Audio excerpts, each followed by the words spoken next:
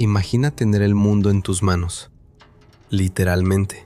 Imagina controlar un imperio que se extiende desde las playas de Portugal hasta las puertas de Moscú, desde el desierto de Egipto hasta las costas del Mar del Norte. Imagina que reyes te temen, que generales tiemblan al escuchar tu nombre, que naciones enteras caen a tus pies. Y ahora imagina perderlo todo y terminar solo, enfermo, encerrado en una roca en medio del océano, a 6.000 kilómetros de cualquier lugar, mirando el horizonte, sabiendo que nadie va a venir a buscarte. Eso fue Napoleón Bonaparte, el hombre que conquistó Europa y que Europa devoró. Pero la historia que vamos a contar hoy no es la que te enseñaron en el colegio, porque lo que nadie te cuenta es cómo un niño bajito y pobre de una isla olvidada se convirtió en el amo del mundo, y por qué hay quienes creen que no murió de enfermedad, sino que fue asesinado. Pero antes, si te gustan estas historias, suscríbete a Historias con Alex y activa la campanita, porque cada semana desenterramos una historia que el tiempo intentó olvidar. Vamos al principio. 15 de agosto de 1769. Ajaccio, una ciudad pequeña en la isla de Córcega, una isla que apenas un año antes había dejado de ser italiana para convertirse en francesa. En una familia de la pequeña nobleza local nace Napoleone di Bonaparte. Ni siquiera nace francés, nace corso, habla italiano y odia a Francia, el país que acaba de conquistar su isla. Su padre, Carlo Bonaparte, es un abogado ambicioso que decide colaborar con los franceses en lugar de resistirlos. Una decisión que le abre puertas, pero que marca a su hijo para siempre, porque cuando Napoleone tiene 9 años, su padre lo envía a una academia militar en Francia continental. Un niño de 9 años, que apenas habla francés, con acento italiano, bajito, delgado, sin dinero, sin conexiones, rodeado de los hijos de la aristocracia francesa, que lo miran como a un bicho raro.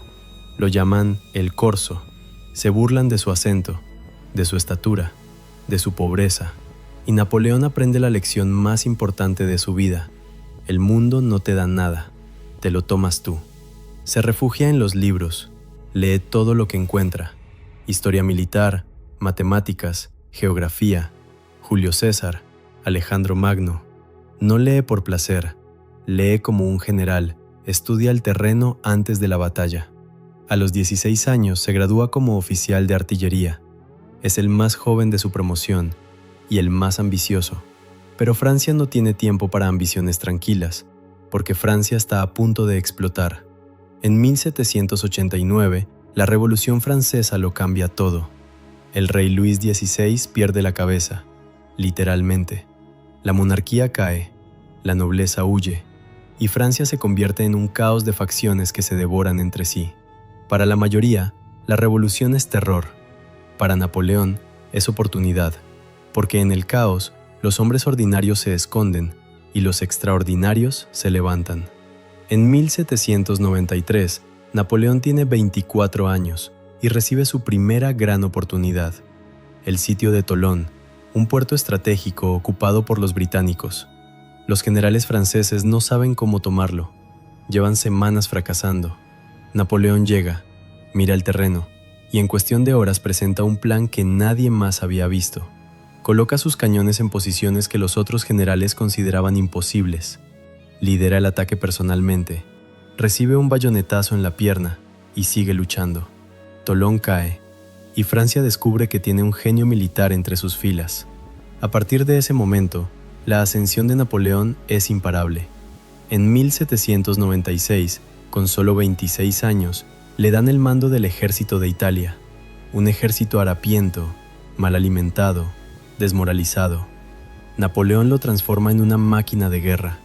En menos de un año conquista el norte de Italia, derrota a ejércitos austríacos que le duplican en número y se convierte en el general más famoso de Europa. ¿Cómo lo hace? Velocidad. Mientras los demás generales planifican durante semanas, Napoleón ataca en horas.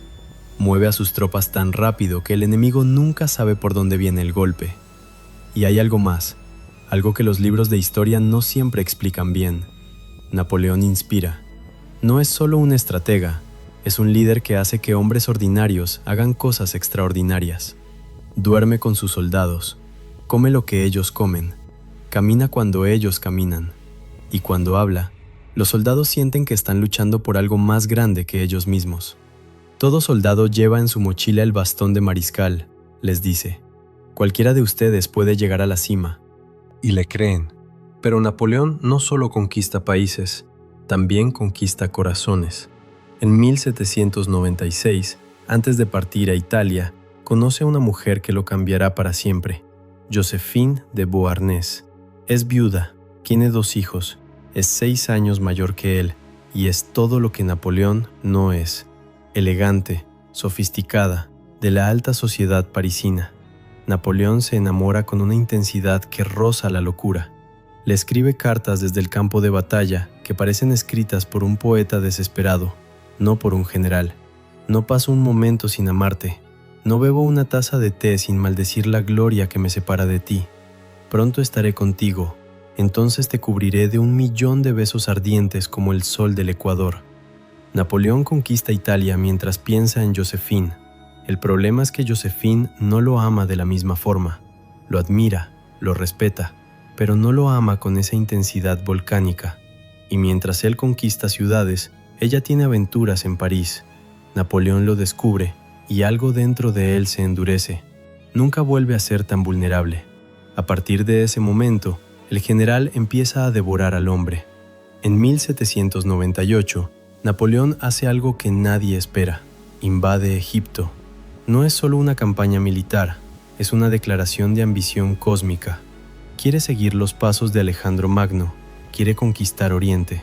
Lleva consigo no solo soldados, sino científicos, historiadores, artistas, 167 intelectuales que descubrirán la piedra de Rosetta y fundarán la egiptología moderna. Napoleón no solo quiere conquistar Egipto, quiere entenderlo, pero la campaña es un desastre militar. Los británicos destruyen su flota en la batalla del Nilo. Su ejército queda atrapado. Las enfermedades diezman a sus hombres, y Napoleón hace algo que lo define perfectamente. Abandona a su ejército en Egipto y vuelve a Francia, porque mientras él luchaba en el desierto, Francia se estaba desmoronando, y Napoleón huele la oportunidad. El 9 de noviembre de 1799 da un golpe de estado. Se convierte en cónsul, luego en cónsul vitalicio, y finalmente, en 1804, hace algo que asombra al mundo entero. Se corona a sí mismo emperador. En la Catedral de Notre Dame, con el Papa Pío VII presente, Napoleón toma la corona de las manos del Papa y se la pone él mismo en la cabeza. El mensaje es claro: no debo mi poder a Dios, ni a la Iglesia, ni a nadie. Me lo he ganado yo. Entre 1805 y 1812, Napoleón es el amo indiscutible de Europa. Austerlitz, Jena, Wagram, victoria tras victoria. Cada batalla es una obra maestra de estrategia.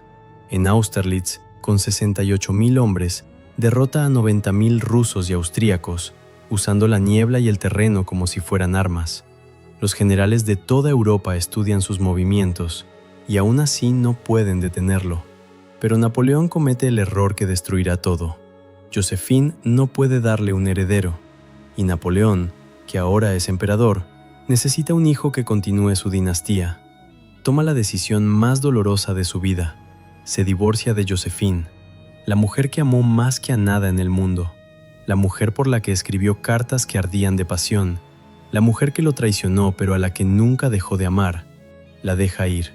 Se casa con María Luisa de Austria, una princesa Habsburg, joven, fértil, política.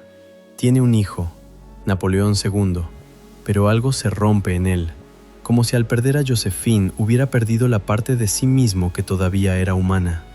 Y entonces toma la decisión que lo destruirá para siempre. En junio de 1812, Napoleón invade Rusia. Con 600.000 hombres, el ejército más grande que Europa haya visto jamás. Pero Rusia no pelea como los demás. Los rusos se retiran y queman todo a su paso. Campos, granjas, ciudades enteras no dejan nada que el ejército francés pueda comer. Napoleón llega a Moscú en septiembre, esperando que el zar se rinda, pero Moscú está vacía. Y entonces, los rusos incendian su propia capital. Napoleón se queda en una ciudad en llamas, esperando una rendición que nunca llega, y cuando por fin decide retirarse, el invierno ruso cae sobre su ejército como un martillo de hielo. Temperaturas de -30 grados, nieve que llega a la cintura, caballos que mueren congelados de pie, soldados que se duermen en la nieve y no despiertan jamás. De los 600.000 que entraron, menos de 100.000 regresan. Es la mayor catástrofe militar de la historia, y Napoleón nunca se recupera. En 1814, sus propios generales lo traicionan, París cae, y Napoleón es exiliado a la isla de Elba, en el Mediterráneo. Pero Napoleón no es un hombre que acepta el final. En marzo de 1815, escapa de Elba con 1.000 hombres, desembarca en Francia y marcha hacia París. El rey envía un ejército a detenerlo, y ocurre algo que parece imposible. Los soldados enviados a capturarlo, al ver a su antiguo emperador caminando hacia ellos, con su abrigo gris y su bicornio, solo, sin miedo, bajan las armas. «Soldados, si queréis disparar a vuestro emperador, aquí estoy», les dice Napoleón. Nadie dispara, y uno por uno los soldados se unen a él. Napoleón regresa a París sin disparar un solo tiro. Es el momento más cinematográfico de la historia militar, pero dura solo 100 días. El 18 de junio de 1815, en un campo de barro en Bélgica, llega el final, Waterloo. Napoleón enfrenta a los británicos de Wellington y a los prusianos de Blücher. Llueve sin parar. El terreno es un pantano. Todo lo que puede salir mal, sale mal. Waterloo no es solo una derrota, es el fin de una era. Esta vez no hay clemencia. Los británicos lo envían al lugar más remoto del planeta, Santa Elena, una roca volcánica en medio del Atlántico Sur, a 6.000 kilómetros de cualquier continente. Napoleón llega en octubre de 1815 y nunca saldrá de allí. Los últimos 6 años de su vida son los más tristes de toda esta historia. El hombre que controlaba Europa ahora controla un jardín pequeño. El hombre que cenaba con reyes ahora discute con su carcelero británico sobre el menú. El hombre que movía ejércitos de 500.000 de soldados ahora mueve piezas de ajedrez contra sí mismo. Pero incluso en Santa Elena, Napoleón no se rinde del todo. Dicta sus memorias, reescribe su propia historia. Se convierte en el autor de su propia leyenda. Yo encontré la corona de Francia tirada en el fango y la recogí con la punta de mi espada. Y mientras dicta, su cuerpo empieza a fallar. Dolores de estómago, vómitos, pérdida de peso. El 5 de mayo de 1821, Napoleón Bonaparte muere en Santa Elena. Tiene 51 años. Sus últimas palabras fueron: Francia, el ejército, Joséphine. En su último aliento, no dijo el nombre de su segunda esposa, dijo el nombre de la mujer que amó y perdió. La causa oficial de muerte fue cáncer de estómago, pero la historia no termina ahí, porque en los años 80 del siglo XX, científicos analizaron mechones de pelo de Napoleón conservados como reliquias, y encontraron niveles de arsénico 38 veces superiores a lo normal. Arsénico, el veneno favorito de los asesinos del siglo XIX. ¿Lo envenenaron? Los británicos tenían motivos. Napoleón vivo era una amenaza constante, incluso en una isla. Su propio entorno tenía motivos. Algunos de sus acompañantes en Santa Elena eran espías. ¿O fue el papel de la pared? Algunos investigadores señalan que el papel tapiz de la época contenía un pigmento verde con arsénico, que en condiciones de humedad tropical liberaba vapores tóxicos. ¿Asesinato? ¿Accidente? ¿O simplemente cáncer, como dijeron los médicos? 200 años después, nadie lo sabe con certeza. Lo que sí sabemos es esto: Napoleón Bonaparte no fue simplemente un general con suerte. Fue un hombre que nació sin nada, en una isla olvidada, con un acento que provocaba burlas, con una estatura que provocaba chistes, sin dinero, sin conexiones, sin ventajas, y conquistó el mundo. No porque el mundo se lo diera, sino porque él se lo tomó.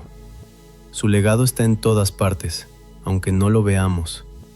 El código napoleónico, la base del sistema legal de medio mundo, el sistema métrico, impuesto por Napoleón en toda Europa, la estructura moderna del Estado, la administración pública, la educación pública, todo eso lleva su huella.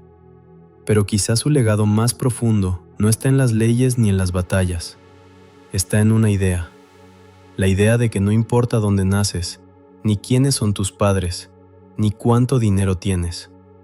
Lo que importa es lo que haces con lo que tienes. Napoleón lo demostró con su vida, y el mundo nunca lo olvidó.